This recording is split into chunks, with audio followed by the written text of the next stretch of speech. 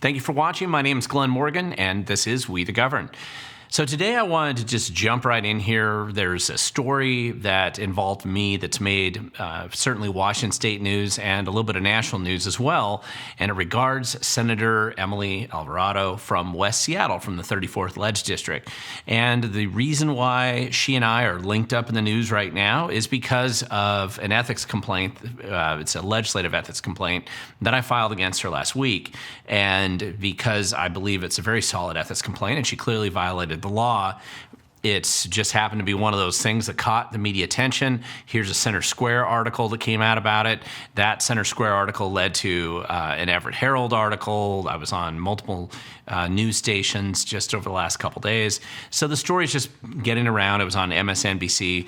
And it has to do, of course, with some of the ethics violations that were committed by Senator Alvarado. And I think we want to dive into that in this story and just get into an explanation as to exactly what happened here, what's going to happen with this ethics complaint, and where does that leave us. But before I jump into that, I just want to remind everybody to go down below, hit the like and subscribe button if you haven't already done so.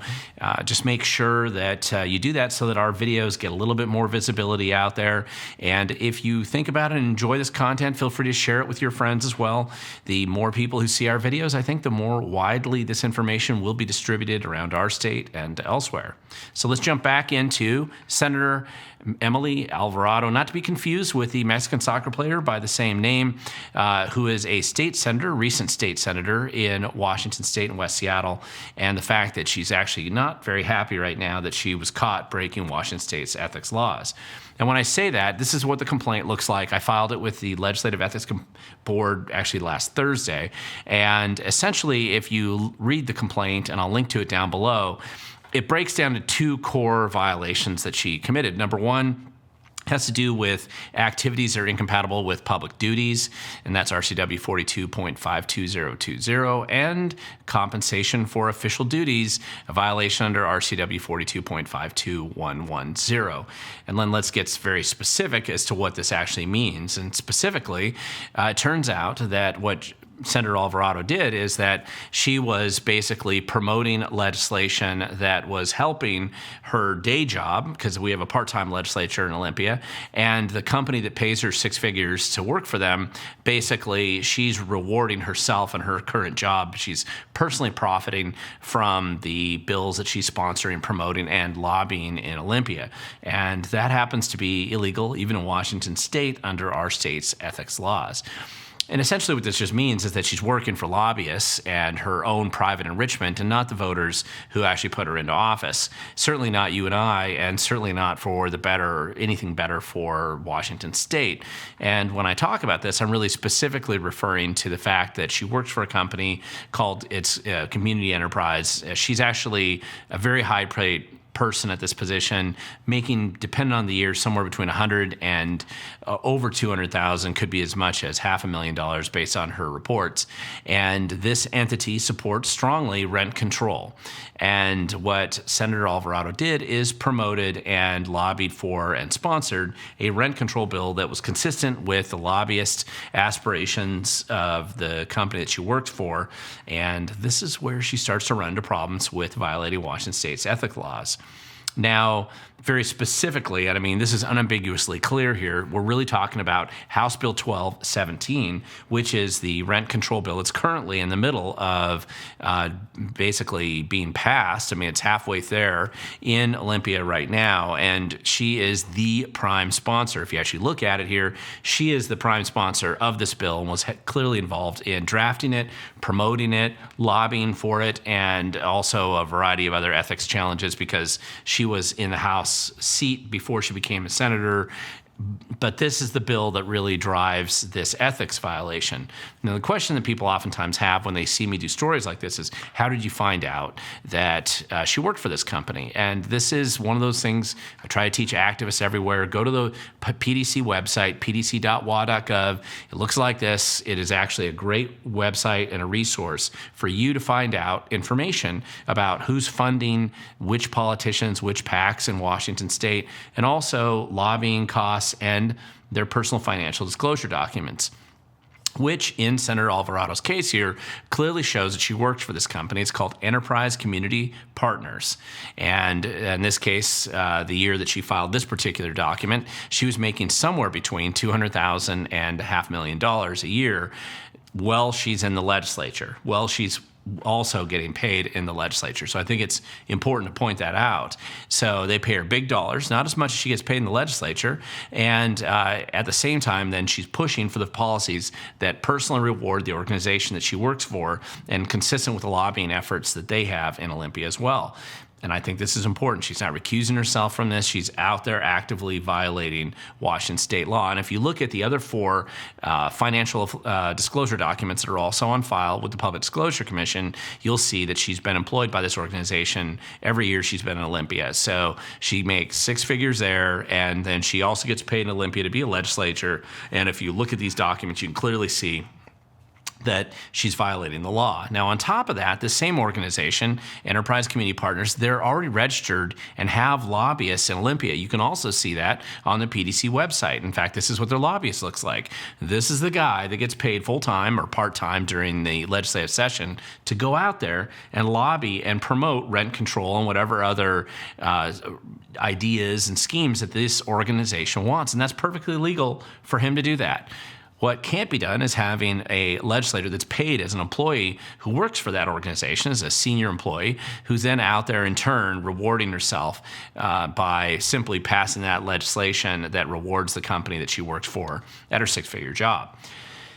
Now, obviously, she is paid big bucks to do her job, and being in Olympia is a particularly big bonus for this organization, multi-billion-dollar organization that supposedly is providing lower-income housing, but boy, conveniently happens to get billions of dollars in grants and all kinds of kickbacks and relationships very tied into government. And the rent control is part of the scheme, and this is one of those things she's pushing on. When I say rent control, she wants to call it rent stabilization bill, but it's basically the major first six steps towards rent control. It's all wrapped up in this bill. She's the prime sponsor. She's pushing it, and the organization she works for believes that that's their main focus. Now, how did she get in the state Senate? Well, she was in the state legislature in the same legislative district, but the former state senator here last December, Senator Joe Nugent, he actually was appointed by Governor Ferguson to be head of the Commerce Department, which is not unusual in the kind of revolving door of politics, even in Olympia. Just like in D.C., politicians oftentimes get picked for plum positions in government. No exception here. This guy's going to be making much, much more money there than he ever did as a state senator. So it's a bonus for him, and that's what opened the door for Emily Alvarado to step up from the State House and to the State Senate, which she was signed in. She actually was sworn in not that long ago. In fact, just a few months ago. And she's been able to push through this pet project of rent control while she's been in there.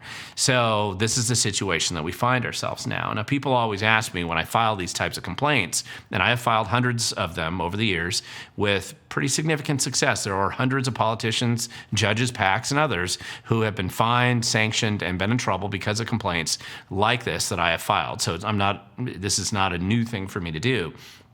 So inevitably what happens is right now she's in the investigation stage. So the investigators with the Legislative Ethics Board, they're going to be looking into this complaint. I believe the facts are pretty straightforward. You can read the complaint that I filed down below and see if they're straightforward to you.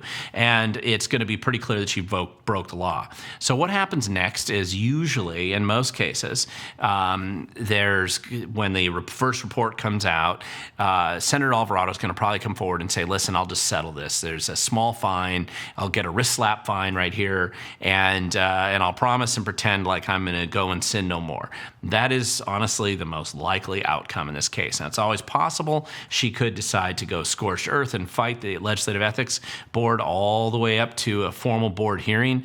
That is very unusual statistically. That is very rare. I don't see it happen very often. But and in most of the other ones that I've caught through the Legislative Ethics Board compared to the Public Disclosure Commission, usually they just settle out with a fine Senator Moncadingra has been fined because of my complaints. Former Senator Doss was fined as well. It's fairly common for me to catch these guys breaking the law. And unfortunately, I believe that Senator Alvarado is hardly alone in doing this in Olympia. She just happens to be the one who stood out because of the close relationship of the bill that she was proposing and her day job. But there's others, and I probably just need to go out and catch a bunch more and ensure that we're starting to at least draw some attention under Washington State's ethics laws, because here's the way it works. If you don't file the complaint, nothing happens. It is a complaint-driven process. So if you don't bother to draw attention and point out these violations, then the ethics laws might as well not exist at all. So even though people may not be happy with a wrist slap fine, at least it starts that process and it gets the job going, gets something happening here. Which to some extent, if you're familiar with some of my other work here, and in particular with a Washington State Doge training that I'm doing all around the state starting tomorrow, well, I should say starting this week, and then there's a series of these training sessions that you can also find on my YouTube channel in the video description of a recent video I did about Doge training, which I'll have linked down below, and also on my website at We the Governed. You can find lots of information out there, and I'm happy to teach you how to file ethics complaints just like the one that I filed against Senator Alvarado. There's plenty of opportunity to file these out there. It turns out many of our politicians break these laws all the time. So there's no reason why you shouldn't also be involved.